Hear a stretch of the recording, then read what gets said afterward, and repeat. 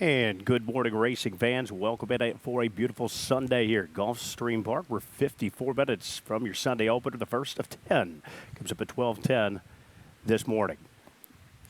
Yeah, it's a beautiful day out today, Gabe, and happy to be here with you for sure. It's never gotten to work together, and we've both been in probably the same place, maybe in passing in New Jersey, but good. You've been doing a great job this weekend. Well, thanks so much. It's great to be here, Samantha. Of course, I spent nearly a decade up the road on the hardest side of the ledger at Pompano Park, so look forward to coming here every year, at least for the last several years, to fill in late November. Gets me back in South Florida, get to see some old friends and old places. And, yeah, you don't usually see me on TV, thank goodness. But today, desperate times call for desperate measures. I'm sort of like, one of those hockey teams. They've got a backup goalie or two, and then they've got some guy that drives a Zamboni that could dress in an emergency. So the emergency's here, and I'm dressed. We're definitely happy to have you. And yesterday we had a little bit of a situation in the Rainbow Six. A couple of singles were alive, so they didn't hit it, but that means today we've got $50,000 in the gross jackpot guarantee, and as always, it's always much, much higher than that, and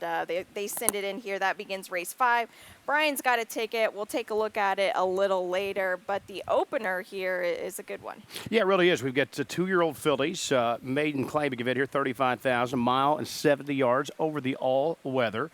Peter, we've got a pair of scratches, 2 Samantha, 3 Shebas out, number 10 Summer Flower out as well. So 3 and 10 out, down to a field of 8. Now, how'd you take a look here at the first? I went with the 7 on top here. This is Bon Mati for the Bobby DeBona barn. This is first off the trainer change as well. Actually, I just forgot about Brian completely. He does have the early pick 5 here. I completely forgot about him. Sorry, Brian. We'll look at his ticket. I heard it was a very expensive to start things off, and he wheedled it down. He's spreading in this race. Race 2, he's got the 5 Flying Black and the 1 Kissing Rock. Okay, in the maiden special weight event. And in race number 4 and 5, he's spreading. I agree with him there. They're tricky ones. And a $48 play for Brian. And good to see him. Have a couple of strong opinions there. Narrow up there to single. Obviously, a couple of races he thinks we can snatch a number there, even 6 deep at the final leg. So that tells you how wide open some of these races are here today on the Sunday card. So good luck to Brian. And yes, that is a good, strong $48 punch there, Samantha, here to this early pick 5. I like your style, Brian. Yeah. Bon Mati, though, and Brian does have this horse.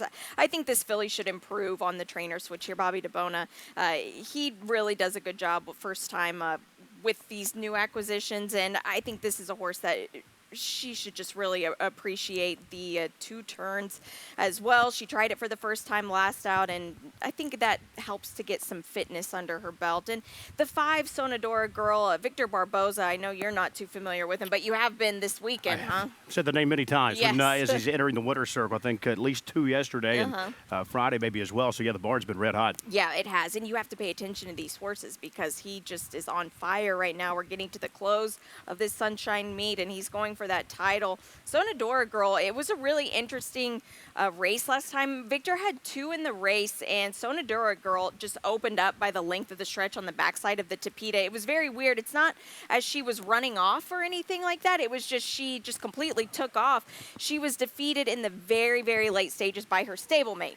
And that's why when you're playing these horizontals, when a trainer has 2 in the race, put them both in because it was the longer shot that got up there. Yeah, well, she was 9-5 there when she got tagged there at the very end, but she led every step but the right one. I suppose they're just beat the next. So that was a big effort. She's right back into the same level. And I'm like you on the 7 Bon Mati. Bobby DeBona, 22% on the barn chains there, typically those numbers. So, that's a very strong stat. We'll see if Bon Mati can step up her game there as well.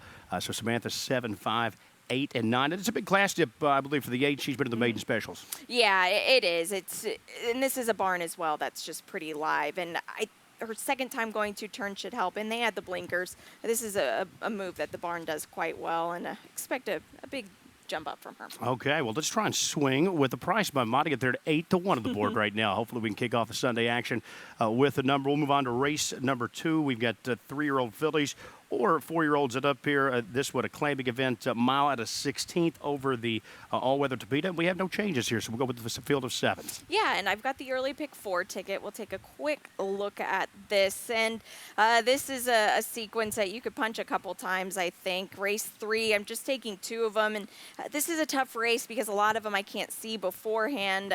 3, You Light Up My Life is who I put on top, though, for the Gerald Bennett barn and Sammy Camacho aboard. Race 4, that's the single, and my best bet of the day, Hurricane J. This horse looks live today, Gabe. And in race number 5, another really solid maiden special weight event. I do have the 2 Lady Blitz on top for Todd Pletcher. It's a my racehorse. She'll be bet big time, but maybe punch this a couple times and try to catch a win early on in the Yeah, I like that $9 base play, but I'm like you. We don't go for those minimum plays. We'll punch that with a repeat button there a few times on that. But a strong single. I like that. We'll get to the Hurricane J a little later, but 9-2 of the morning line. So I like the fact that you are trying to, take a strong opinion with a horse that's likely not going to be the favorite and capitalize. So that's your play there. Again, $9. The base play. Back into the second race, Samantha, where you are 3 deep, 1, 4, and 6. First off, I like the fact you're taking a swing against the horse that's 8-5 in the morning line. That's Flying Black. Yeah. This one you are going to take a stand against. Good on the all-weather course. That's the one thing that did stick out to me. 9 of 15 first and second place finishes. Yep. But we'll see what we get today. We know a short price is going to be coming. Yeah, for sure. And I like the trainer change here with the 6 Beach Ready. She's a nice little filly, and she's been very consistent on the Tapeta. She loves this surface with 3 wins across it. And Safi Joseph does such a good job with these first off the claim numbers. And he's putting this horse immediately back going 2 turns, and I like that for her. All of her wins have come at that. She's run well sprinting, but I think 2 turns is more her play.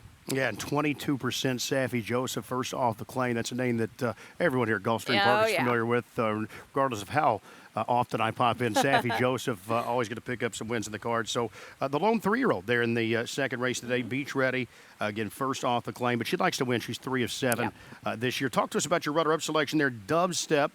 No, I know it's a bit of a step up here, Samantha, but this was a sharp win off a long layoff. They weighed the claim last out. Put her right back here in the box for a second start. You would have to think maybe she's legged up a little more and ready to go here, and the price should still be solid. I know she was a short price last out at an easier spot. This a little deeper water here today. Yeah, it is, and I feel like in these Tapeta races, Gabe, and you've probably noticed it from just watching, that sometimes the price doesn't matter, and you can be the best horse and still not win. Sometimes just the way the race flow will set up on the Tapeta. She's got that confidence under her belt. She loves Gulfstream Park, and I think she should come back firing again today. All right, that is the one Dub Step in race 2. So Samantha going to go 6, 1, 4, 5. She's 3 deep there to kick off her pick 4 play with a 1, 4, and 6. We move on to the third race. We've got 2-year-old fillies here. Maidens, we're going to go 6 furlongs over the main track. And we do have a scratch here in the third race. Take out the 9 Practical Veil. So we are left with 8. Who's your top pick here in the third? I've got the 7 Fiona's Magic, and she's going to be a short price, but she just ran really well last time. She made a move up the rail, and for first-time starters, that's a really tough kind of ask for horses, and it was a short field, only 6 horses, but still, the way she did it really impressed me, Gabe.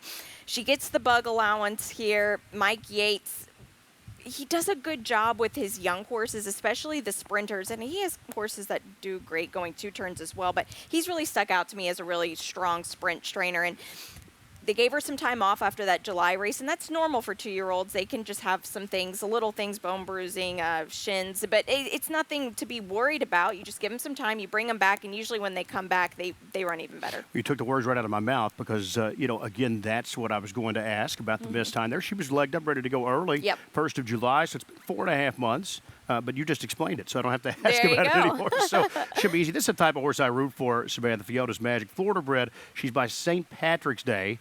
Who stands for $3,500, by the way.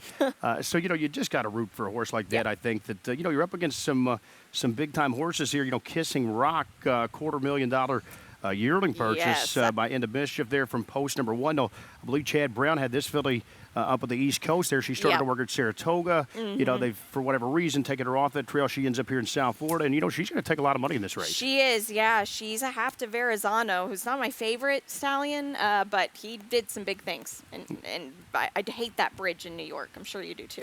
I do as well. I hate most bridges in New York, well, by the way. That's a fair point. But, yeah, this horse could be the sleeper. It's the one post for me that I don't like, Gabe. It's really hard for a young horse to break from the rail and the far outside post. Those are two posts I try to stay away from.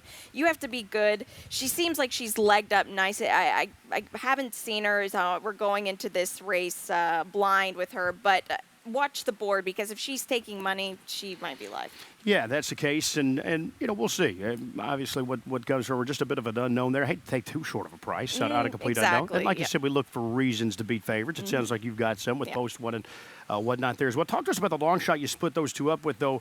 You light up my life. This affiliate's double digits on the morning line. Should be a decent price here. She should, and I like the works at Monmouth, too. I feel like that's a track that it's really good to get horses legged up for their first start, and we see that a lot with Kelly Breen's horses. He takes them from the Jersey Shore, brings them here, and they win. We saw it yesterday with one.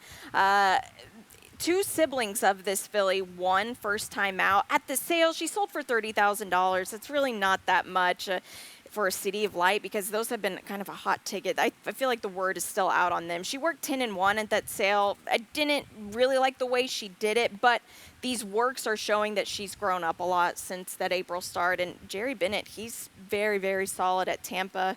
Watch the board on this. I bet she'll get bet. Yeah, what about his stats this year? First-time starters, 33%. So that's a number that I'm going to be watching there as well. And hopefully we do get a good price on You Light Up My Life in the third. We're on to the fourth. Samantha, this is an allowance optional claiming event here. This one for 3-year-olds and up. They'll be going 5.5 furlongs, 6.5, over the all-weather Tapeta. We've got a field of 7. And my first question is, and you've really, alluded to it, I suppose, in the top 4, but, can we trust the 7 AP Secret? This is a horse that was on the Derby Trail last year, for that matter, the Wooden Fountain of Youth and all that. We saw this guy show back up in March for Saffie Joseph Jr., tried the turf, oddly enough, took a bold shot there, just came up short, and now we've missed a lot of time. We've got 9 to 5 in the morning line. We've got 2 in here for Saffie Joseph. However, I will say Edgard Zayas appeared to have his choice, I would think, between the 3 and 7. He opted to come back with the 7 AP Secret. So I was curious to see what you thought about this guy. Yeah, AP Secret I find a little hard to trust. Now, I will say this. He's back to one turn, which he's proven he likes here at Gulfstream Park, and that's going to help for sure. And he does have the class. If he runs back to those races, he's probably gone goodbye in this field. But I think at a short price with so many questions, I don't trust him too much, and that's why I went with the 6, Hurricane J. He's first time in the barn of Jorge Delgado, which this is a trainer as well, who, when he gets him for the first time, he does great work with him. And this ownership group, the Ammo Racing, they've got horses everywhere. I don't know if you ever watched the European racing, but they've got them everywhere. I saw a lot at Ascot while I was there. I wanted to show a work that when you look at it, you might not think much of it. They breezed this horse from the gate, I think just to give him a little refresher. And it was just to pop him out here, remind him, hey, this is what we're doing. You haven't raced since April. Remember, this was a month ago. And it was just, when you're breaking a horse from the gate like that, Gabe, in the mornings, you just want to get him past the gap, and then you just want to wrap up on him. He worked 50, and I believe this was probably not the intention here to actually set down for a breeze, and he is a beast. I mean, you could see him. Yeah, he looks super there. He looks like he's galloping, which is impressive to me, the fact that he worked 50, and this is a gallop for him. Yeah, it really is. And interesting, you'd say, moving into Jorge Delgado, he's 24% horse in the barn for the first time, so, lots to like here. And again, you've got a favorite that we think could be a little suspect. So these are my favorite types of race to bet. And I can certainly see what's your best bet of the day. Yeah. Your pick 4 single. Yeah. Slam dunk single. I like it. Hurricane J. So Samantha, all over that. Went to the 4th race today. And we are just in time, I believe, for a commercial break, because when we come back, we're going to kick off the Rainbow 6 here, the final 6 on the Sunday card. It's tradition. Every year, the stars gather for a spectacle. Stars of the racing world collide. What a sport! What a heart! to cement their legacy in their quest for greatness. Bear witness as we raise the stakes and shatter the status quo. Watch as the brightest stars in fashion take the stage, and we forge unforgettable memories. Be part of this storied heritage. Revel in performances from the superstars of entertainment, and the unexpected awaits you at every turn. Join us in this unrivaling celebration, where champions ascend and legends are created. This is the Pegasus World Cup, where stars align. And they're off.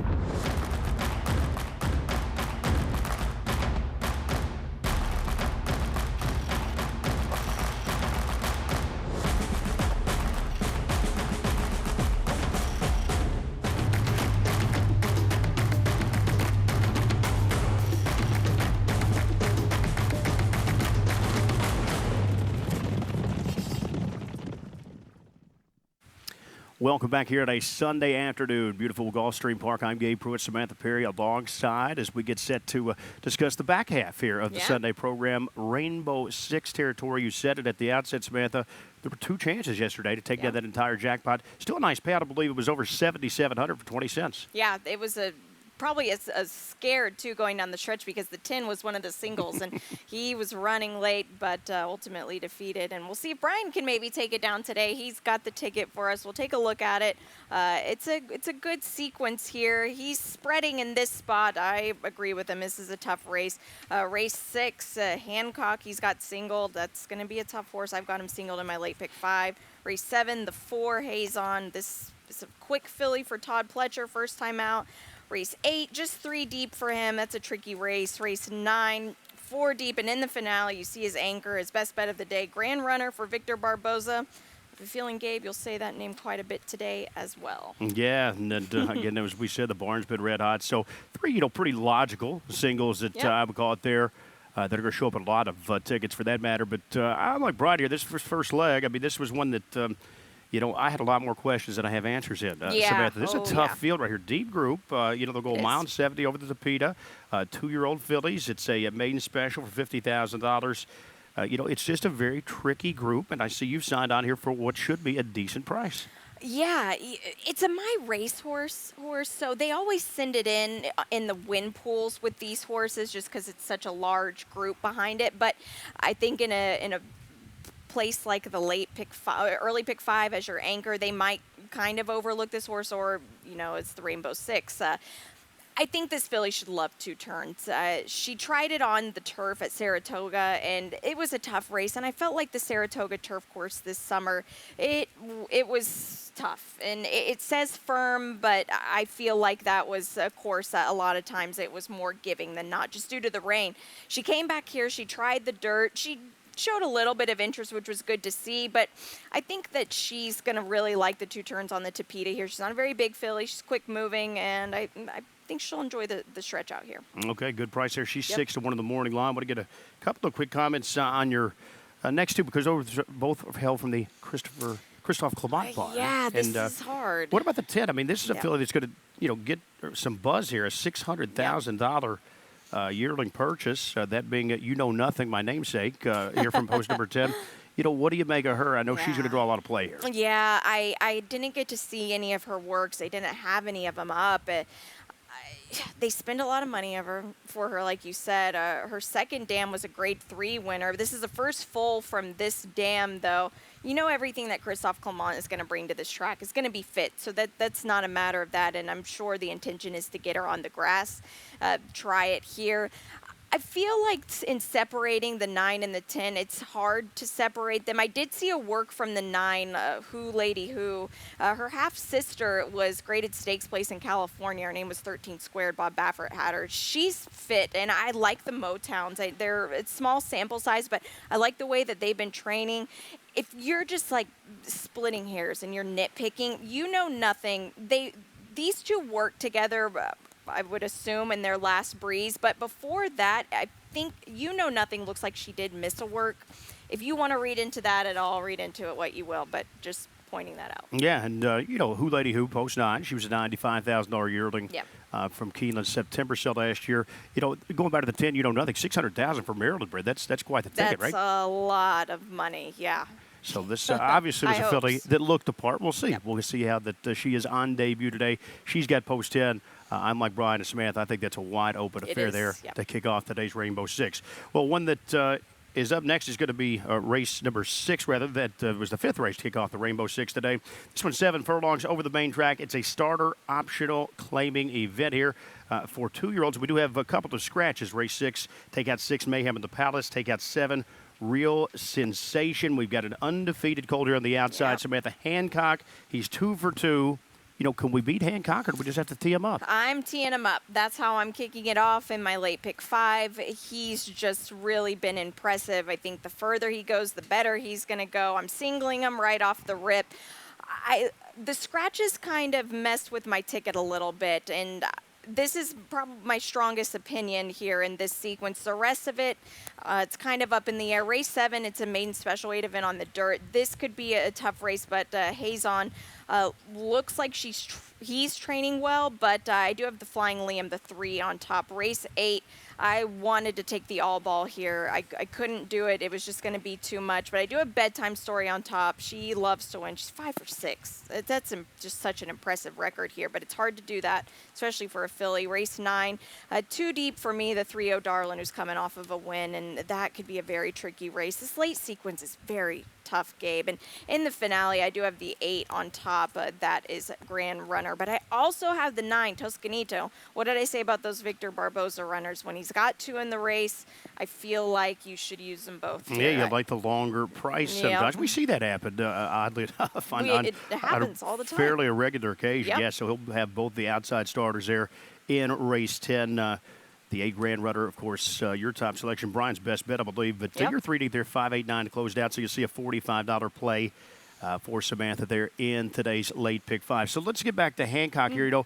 You said the horse seems to be getting stronger as he goes longer. Yep. And he is going a little longer today. He is, yeah. We'll pull up the replay because he will be running against Big Toby here, who's going to be the 4. Mayhem in the Palace did scratch, but here you see him, Gabe. He was 3 to 5 this day. He just ran very, very well. And you wonder about the field behind him, but guess what? This is the same kind of field that's going to be running behind him again today. He just looks like he's improving, and I know that the speed buyer on paper didn't look as strong, but there's not a lot in this race, and he just kept on going there. Yeah, and that's the thing. You can only, beat who you're at against. So, Exactly. as you said, maybe not that difficult of a group that afternoon, but hey, it's a similar class right here today. Yep. So, it's not like he's in against exactly an extremely tough Yep. group. So, we're going to have to take a short price. He was 3 to 5 there. Yeah. You'd have to think odds out here again today. I would assume so, especially with the scratches, yeah. Yeah, particularly with the 2 scratches. One horse I did want to get a note from you on there. You'd like Big Toby out on the runner-up spot. He was the horse that was 3rd out of the same race we Yep. just watched.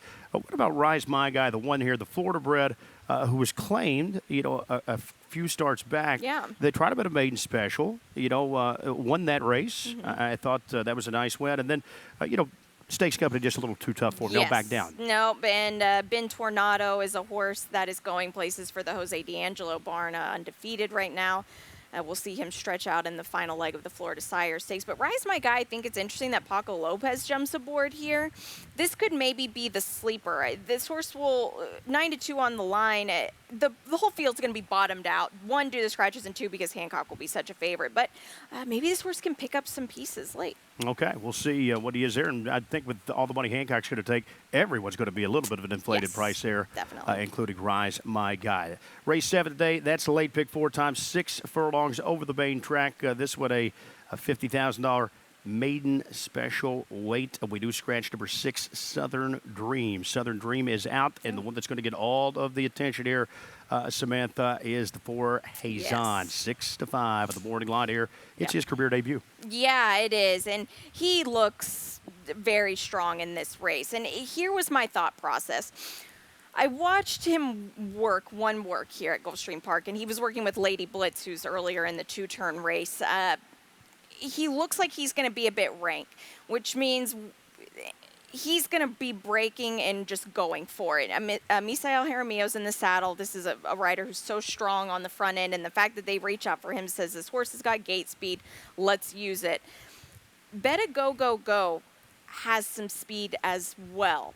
And let's throw up the replay of Better Go Go Go, because you can see this horse did all of the dirty work on the front end here and is just kind of starting to fade out by this point. Southern Dream was the 2 who is going to, well, is scratch out of this race actually now. But Better Go Go Go still kept going. And you look between the quarter and the half, he picked it up quick, and he was in just dueling the whole time.